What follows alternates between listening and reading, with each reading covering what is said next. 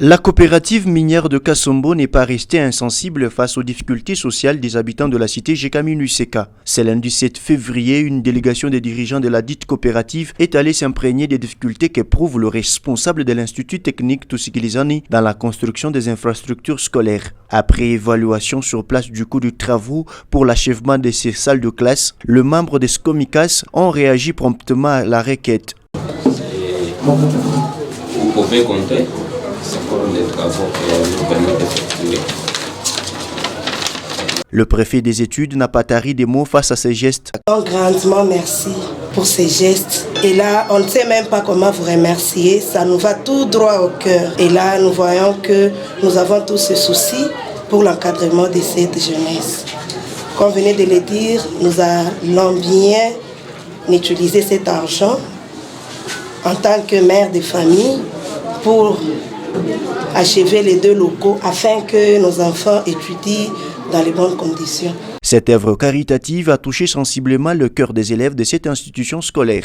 On a remercié la coopérative en question parce qu'auparavant on avait de manque des locaux, on évoluait dans des difficultés. Sur ce, nous remercions vraiment parce que c'est un ouvrage social qui pourra nous permettre d'évoluer dans de bonnes conditions. Vraiment, nous remercions.